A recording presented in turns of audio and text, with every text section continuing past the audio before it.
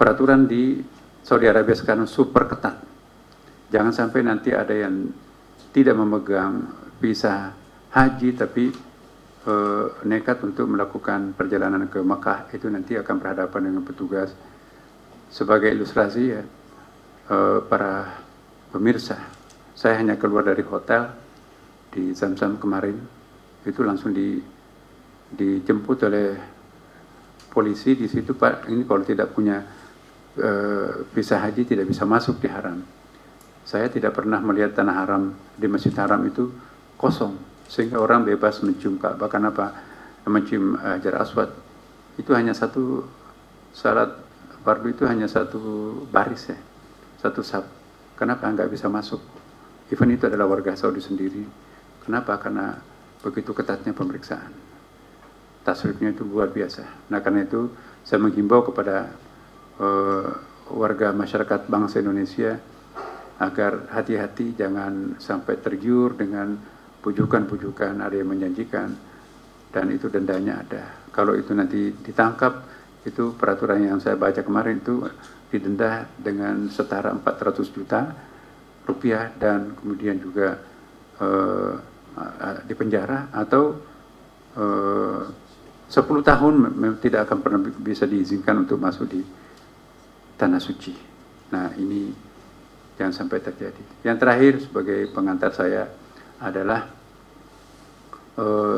terutama yang berangkat pertama ini save energinya. Jadi energinya itu di saving ya, jangan sampai nanti mengumbar energinya, pokoknya dipaksakan diri untuk melakukan arba'in walaupun kurang sehat.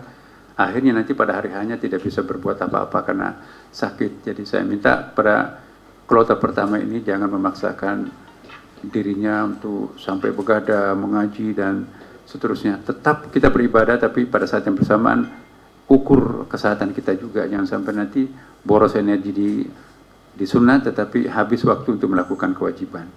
Jangan mengedepankan sunat daripada yang wajib. Nah inilah harapan kami semuanya, dan sekali lagi terima kasih kepada media baik yang ada di sini maupun rekan-rekan media yang ada di Tanah Suci sekarang. Dan mungkin kali inilah paling banyak media yang kami libatkan, karena bagi kami media adalah partner yang sejati untuk menyempurnakan pelaksanaan ibadah haji. Terima kasih. Mungkin ada rekan-rekan dari tambahan nanti bisa ditanyakan. Silakan kalau ada pertanyaan. Pembelian nusuk ya, dam di negerinya. Saya bilang kami akan konsultasi dulu dengan majelis ulama, karena kami pemerintah tidak berhak menentukan urusan fikih. Walaupun kami juga sedikit tahu ya, tetapi ada orang, ada pihak, ada institusi yang berhak untuk memberikan fatwa. Pemerintah tidak memberikan fatwa tentang sah atau tidak sahnya suatu ibadah, tapi itu domainnya majelis ulama. Nah, kami sudah menyampaikan juga kepada majelis ulama secara lisan ya, maupun juga pertanyaan secara tertulis kepada sejumlah ormas-ormas Islam, ulama-ulama kita. Di situ masih dua pendapat. Sebagian yang mengizinkan karena itu ada ilatnya, ada karinahnya, dan ada maqasid syariahnya, ada banyak pertimbangan yang memungkinkan kita untuk melakukan penyembelihan dam di sini. Tetapi sebagian ulama kita masih sangat hati-hati untuk menetapkan hukum, dan sampai hari ini juga kami masih menanti fatwa majelis ulama tentang kebolehan kita untuk menyembelih di tanah air. Tetapi di negara-negara lain ya, sebagian Mesir juga sudah melakukan. Saya juga ketemu kemarin di Madinah ketua majelis fatwa Mesir. Ya, saya katakan boleh nggak kami menyembelih di tanah air? Ya, tergantung negaranya katanya. Kalau di Mesir ya belum dibuka secara umum, tapi sudah ada yang melakukan. Tergantung negaranya. Kalau di Indonesia tidak rasakan ada kepentingan mendesak, ada alasan yang khas, itu fikih bisa mengaturnya. Kan ini kan menyangkut masalah fikih ya kan. Saya juga nanya langsung ke Menteri Agama Jordania, juga alasannya sama ya. Nah, tetapi Turki dan juga sebagian negara itu sudah melakukan. Dan ormas-ormas kita di Indonesia ini juga ada ormas Islam juga yang membolehkan, ada juga yang belum memberikan kepastian. Dalam waktu singkat ini kami akan meminta fatwa majelis ulama secara tegas, boleh tidaknya tahun ini, tetapi kami juga akan menyerahkan kepada teman-teman, terutama kepada para petugas untuk melakukan studi juga ya. Kalau ingin melakukan penyembelihan di sini, ada juga kaulnya, ada pendapatnya yang bolehkan, dan juga ada negara yang melakukannya. Nah, jadi kita untuk pendapat formalnya kami menunggu fatwa Majelis Ulama.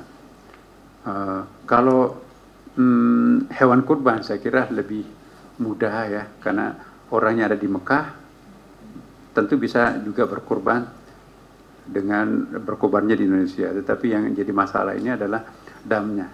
Sesuatu yang harus dilakukan untuk menyempurnakan haji itu dengan menyembelih seekor kambing ya misalnya, dan itu apakah bisa disembelih di tanah air atau harus disembelih di Mekah.